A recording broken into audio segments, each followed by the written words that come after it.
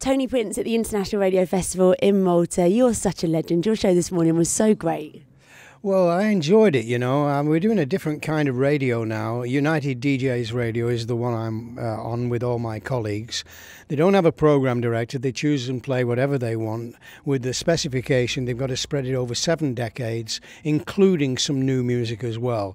And so we're trying to appeal to everyone, but the majority of our listeners, I'm sure, will be plus 40. And how can people find you? How can they find your new station? Well, they can get the United DJs app. It's in both of the Google app. They just get that, put it on their iPhone or on the computer, and at a press of a button, they've got us. It's brilliant. I just think streaming is the future. I think FM is dead. It's only a question of time. People are saying DAB will take over. Maybe it will. I don't know too much about it. It's very expensive. But streaming is free as the air. It's exciting, you know, when I'm sitting in the studio 9 till 11 in the morning talking into that microphone. Although I'm targeting like Britain, I know that everybody in the world is capable of listening, and I've got a machine, international time clock right facing me, and we've got London time, Sydney, Tokyo, and so on. So we can say, hi, it's morning here in the United Kingdom, but I know it's drive time in Sydney, Australia. How are you doing? This is just good for you. If you like some rock music, this will get you down the road tonight. That kind of thing, you know, just talking to the world and doing dedications. This one's going out for somebody in India. This one's going out for somebody in South Africa, and so on. So ever since you've been in the radio industry, you've always looked for the new way to do things. Like, you were at the very, very forefront at the start, and radio probably wouldn't be the same if it wasn't for people like you being so brave early on. Why has radio changed so drastically now? I think it's because there's too much of it now, you know, and there's too many ways of getting to music, you know. If you did a radio station without a DJ, you'd call it Spotify. You know, I think the DJ, certainly the ones I use, we brought back personality into radio. I think that was killed off. People like Capital Gold used to employ people like me, Tony Blackburn and Kenny Everett, but then they decided they didn't want to pay those kind of wages, economic moves, and they got rid of all the personalities, you know, Ed Stewart and all those guys. So eventually those guys went down the ladder. There was nowhere for them. Nobody, with the new format for radio, nobody wanted them. And I was having a time of my life, you know, with DMC, my other company, and I ran into a lot of them at a party. And what are you doing? Well, not much. You know, I'm doing a bit of BBC local. Oh, I've got this recorded show in Scotland. And they were doing nothing. And I said to them, look, guys, we've got to do what Charlie Chaplin and his cohorts did in Hollywood many years ago. 100 years ago, they were so dissatisfied with the way the movie studios were treating them that they started their own production company, and they called it United Artists. So I was inspired by that to call this radio station United DJs. And that's exactly what we are. And we're streaming 24 hours a day. We've not only got some great legendary UK DJs, we've got Canadian jocks, we've got American jocks, we've got a Dutch guy, South Africa broadcaster. We've got them from everywhere. And we're trying to get into a situation where by the time the evenings come in England and it becomes morning in other parts of the world, we'll have DJs talking to them. It's developing. You know, we came on air April the 2nd this year, and, you know, we've just passed our 6-month anniversary. So it's still early days. We'll see where it goes. It might all fail, but we're going to have a right good go. And I think it's that spark that you probably love so much. If you think about what you were doing in the early days, it was breaking new ground, it was being really brave, it was doing things that other people weren't doing. You know, we were teenagers, we didn't think it was brave to go out on a fishing boat and go out 3 miles outside the fishing limits and get on board Radio Caroline. You used to have to jump off this fishing boat onto a rope ladder that hung down the side of the ship, and if you missed it, you were dead, you know. Thankfully, none of us ever missed it. But yeah, you look back and you realise it was a bit of a tin can, that boat, you know. They all were. They weren't new or anything. They were Dutch ferries, passenger ferries. And in that respect, we did risk our life. You remember this Caroline South, you wouldn't remember it, but it made TV news. They dragged the anchor, and it came ashore, and it got grounded on the beach.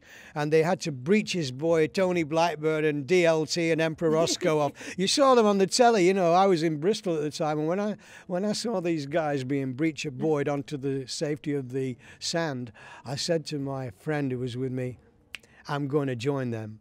And I did. I joined Radio Caroline, and I stayed 2 years. I moved very quickly from the South ship because I had a northern accent. They finally recognised that and sent me up to the North ship, which was off the Isle of Man, between a little island off the coast of Cumbria and Northern Ireland, right there in the North Sea. So, no, the Irish Sea. The other ship was in the North Sea.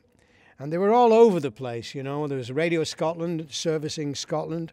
There was 210 serving Great Yarmouth over on the East Coast. And even the English Channel had forts, which they'd put in there in the war, in the Second World War, in case the Germans came. And they commandeered those and made them into radio pirate ships too. So it only lasted 3 or 4 years, and then the government made us illegal. And we came ashore. But we'd set the touch paper. The explosion was coming. The Beatles were happening, the Stones were happening. They were making great albums, and we were exporting them all over the world. And that was because the pirate ships exposed them, and people started buying more and more pop music. And so the whole economics of the record labels in the UK were great. And that's why Brian Epstein and EMI were able to take the Beatles to America, spend a lot of money getting them exposure, getting them on the Ed Sullivan Show, which was very crucial to their success. And but it all began because of the pirate radio station. In the meantime, I went to Radio Luxembourg. A lot of guys went to the BBC, and I stayed with Radio Luxembourg for 16 years. Wow, incredible stuff. So what is it about radio that made you fall in love with it? I don't know. I was a big Elvis Presley fan. I wanted to play Elvis music to people. I just loved music. That's the first thrust a DJ gets, a passion for music. And damn well. I mean, look, I used to be a singer in a band. I left the band to join a 15-piece orchestra in my hometown, Oldham. Top Rank, the company who employed us, asked me to play the records when the band had a break. So I'm working all night. And then they moved us down to Bristol. And there, the Musicians' Union came to see us, to see we were getting the right deal. And when they found out I was working so many hours doing the DJing and the singing, playing guitar, they said, I think you should get more money. So the union secretary went off to get me more money, but he came back with a letter. It's been brought to our attention, you're breaking union rules. Keep music live. We do not like records being played in ballrooms and dance halls because they're putting our members out of work. Because before records, when the 15-piece band had a break, a trio would play music, 3 musicians. Now it was a little kid with a record player. Anyway, they had a big union meeting. The company Top Rank used me as a scapegoat, and I was voted out of the union because the meeting was 100 musicians who also hated records. They didn't see the potential of how much they're going to earn with records in the future. And I said to them at that meeting, my plea was, look, don't throw me out of the union. Keep me in the union. Keep all DJs in the union.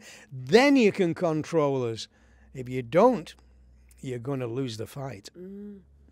What's so interesting is it seems throughout your life you've always had amazing foresight. You've always seen things that were coming.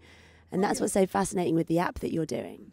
Yeah, I won't do anything unless I think it's a great idea. You know, DMC was a great idea. It was a remixing club. We were the first company in the world to remix records, mega mix records, then eventually get into remixing. We had a great team, and they expanded their careers. You know, one of my boys is still Kylie Minogue's music director, you know. The rest of them are all making fortunes going around the world doing club nights. But it all started at DMC, and the big thing that helped DMC to win was we started a newsletter, a 16-page black and white A4 magazine, and we called it Mixmag. And Mixmag grew and grew and grew, and eventually the big clubs started to make their reputations in that magazine. The big name records started advertising in there, and Mixmag became very thick, and I eventually became very rich. Good for you. You deserve it for breaking so much ground that you have. You really, really deserve But it. we only sold the magazine. I never sold DMC. That still puts on the World DJ Championships. We have done since 1985. And here we are in Malta, and I'm really toying with the idea of bringing the event here. I think this would be a wonderful environment. Sure, absolutely. It's an amazing place, that, and it's really growing within the music scene as well. It is. Okay, one last thing before. Okay, you go. Yeah, I'm just going to say, Daryl is doing such a fantastic job with the International Radio Festival. And if we could put on the World DJ Championships just shortly before that, it would make it an even more incredible festival. All about DJs. We'll get Carl Cox to come over and do a great club night and really concentrate on making Malta what Ibiza became. Absolutely. The thing is with Ibiza, when you go there now, it's very different. And so Malta has that fresh energy still, that you could still make it with that pureness that Ibiza used to have. Yeah, it's weird. I hate to tell you this. This is a very ancient room we're in. Do you think those coins down there are worth a lot of money? They look like Roman coins to me. I would get hold of them and take them home with you. Hey, how Carly made her fortune interviewing Tony Prince. One last thing before we go then, for anyone that's watching this, that's sitting there thinking, I want to be like Tony, what advice would you offer them? Well, don't grow too tall. Oh, look, I've always been an ideas man. The excitement of the Pirates led to me going on Radio Luxembourg, making a name for myself. And then I left the Grand Duchy of Luxembourg to move back to London and be program director. A great, great period. The power you get then, all the record companies. I never bought a meal in my life after that, And you're still not now. No. But then, I left with the idea for DMC because I was playing mixes on the radio on Luxembourg. And I got letters from DJs who said, how can we get these mixes? You're playing them on Luxembourg, they're no good to us there because you've got static all over them, So I went to the BPI and they gave me a license to start the DMC Club and Mixmag. And then, I started a company, another idea. I woke up one morning, I thought, my daughter had got married and we had a film made by a videographer who comes to the wedding and he films. And I thought, look at these great films. And I noticed my wife and family were watching all these videographers' demo tapes. They'd go into the TV room on Sunday and spend the whole day watching these weddings of other people, looking for ideas, commenting on them. And I thought, my God, there's no TV channel on Sky that caters to weddings. So I started Wedding TV. Another idea. It was a great idea. I had the wrong partners. Unfortunately, they thought they were ITV and they overspent, and it only lasted 5 years, sadly. So anyway, it was a good idea, and people loved it at the time. Another idea, of course, is the World DJ Championships. And so it goes on, And going to the Royal Albert Hall, I think, establishes where my heart is. I want the DJ industry to do well. We started off in the Pete Stringfellows Hippodrome. We went to the Hammersmith Palais. And then one day I said to Christine, my wife, I said, listen, we've got to take the bull by the horns. I want the World DJ Championships on at the Royal Albert Hall. And we did, and we put it on 3 times. And we had Public Enemy come in, Run DMC, James Brown, Janet Jackson, Alexander O'Neill. They all came to it. It was brilliant. And then the Brits took the Royal Albert Hall. They got the idea from me. And instead of going into the Grosvenor House Hotel, they put it on at the Royal Albert Hall. And the word went round the record industry, do not send artists to the DMC event. You've got to prioritise the Brits. Wow. So we couldn't go to the Albert Hall anymore, and we kind of shrunk down in size and forgot the big name artists. And we've been going on the strength of the great talent that's out there, DJs mixing music live.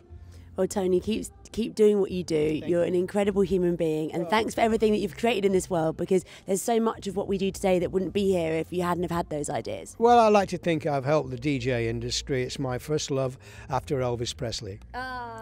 God bless the king. Tony Prince at the International Radio Festival in Malta.